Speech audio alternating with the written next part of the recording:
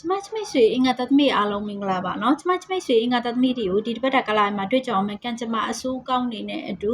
ဆောင်းရှောင်းရံလေးတွေကိုလည်းပြပြပေးပါမှာဖြစ်ပါတယ်အင်္ဂါသားသမီးတွေအတွက်ကြောက်ရောက်လာတဲ့ကနမိတ်ကလေးကတော့မော်ဝိစာဆိုတဲ့ကနမိတ်ကလေးပဲဖြစ်ပါတယ်ကနမိတ်ကလေးကအင်္ဂါသားသမီးတွေကဒီကာလလေးထဲမှာမိမိတို့ကအိမ်နဲ့ပတ်သက်ပြီးတော့ပေါ့နော်အိမ်ပြင်ရတာတို့အိမ်ပြောင်းရတာတို့အိမ်ရွှေ့ရတာတို့ဒါမျိုးလေးနဲ့တွေ့ကြုံရတဲ့အလုပ်အကိုင်နဲ့ပတ်သက်ရင်မိမိကအလုပ်အပြောင်းလဲလေးတွေလည်းဖြစ်တတ်တယ်အလုပ်မှာဒီလုပ်ကနေပြီးတော့မိမိကတခြားအလုပ်ကိုပြောင်းရွှေ့သွားတာတို့ဒါမှမဟုတ်ရင်မိမိကဒီလုပ်ကနေပြီးတော့တခြားအလုပ်ကိုပြောင်း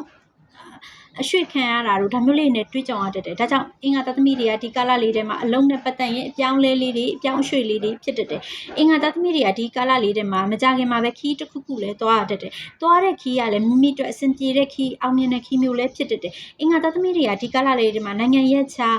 ပြပကိုပေါ့နော်မိမိကသွားဖို့အတွက်စီစဉ်ထားတယ်ရည်ရွယ်ထားတယ်ကြံစည်ထားတယ်ဆိုရင်ဒီကာလထဲမှာမိမိက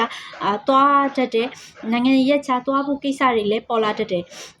အင်္ဂါသားသမီးတွေကဒီကာလလေးထဲမှာမိတ်ဆွေတဦးတယောက်ရဲ့လိန်ညာလှည့်ပြားခြင်းသူတို့ရဲ့ပေါ့နော်မိမိအပေါ်မှာမလိုမုန်းတီးလို့တိုက်ခိုက်ခြင်းဒါမျိုးလေးတွေကိုလည်းခံရတတ်တယ်ဒါကြောင့်မိမိကမိတ်ဆွေအပေါင်းအသင်းငယ်ချင်းကိုမိမိကသတိထားတဲ့အင်္ဂါသားသမီးတွေကဒီကာလလေးထဲမှာရဝေးရဆွေတွေမျိုးတွေပြန်လည်ရောက်ရှိလာတာတို့သူတို့တွေနဲ့တွေ့ဆုံရတာတို့ဒါမျိုးလေးနဲ့တွေ့ကြုံရတတ်တယ်အင်္ဂါသားသမီးတွေကဒီကာလလေးထဲမှာငွေကြေးနဲ့ပတ်သက်ရင်မိမိကငွေအတွက်တောကရောက်နေရတတ်တယ်ပူပင်နေရတတ်တယ်ငွေကြေးကြောင့်မိမိကအနှဲငယ်ဆစ်ရှုပ်နေရတတ်တယ်အင်္ဂါသားသမီးတွေကဒီကာလလေးထဲမှာမျော်လင့်မယ်နဲ့ပေါ့နော်မိမိကအမှုကိစ္စတစ်ခုခုနဲ့ရင်ဆိုင်ရတာတို့အမှုကိစ္စတစ်ခုခုကိုမိမိကဂျားထဲမှာဝင်ပြီးတော့ပါဝင်ပတ်သက်ရတာတို့ဒါမျိုးလေးနဲ့တွေ့ကြုံရတတ်တယ်ဒါကြောင့်သတိထားတတ်တယ်အင်္ဂါသားသမီးတွေကဒီကာလလေးထဲမှာရွှေတဲ့ပစ္စည်းနဲ့ပတ်သက်ရင်ကံကောင်းနေတတ်တယ်မိမိကလက်ဝတ်ရတနာတွေရွှေတဲ့ပစ္စည်းတွေဝင်လာတတ်တယ်အင်္ဂါသားသမီးတွေကဒီကာလလေးထဲမှာချစ်သူအိမ်အောင်ဘက်နဲ့ပတ်သက်ပြီးတော့မိမိအပေါ်မှာကောင်းတဲ့ချစ်သူအိမ်အောင်ဘက်နဲ့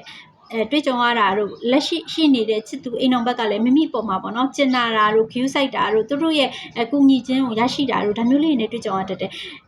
အင်္ဂါသားသမီးတွေကဒီကာလထဲမှာစမ်းပွင့်နေတတ်တယ်အင်္ဂါသားသမီးတွေကဒီကာလလေးထဲမှာကျမရင်းနဲ့ပတ်သက်ရင်မိမိကလက်တစ်ဖက်နာတာတို့လက်တစ်ဖက်ကြိုက်တာတို့ဒါမျိုးလေးနဲ့တွေ့ကြုံရတတ်တယ်လက်တစ်ဖက်ထိကြိုက်တန်ရတာ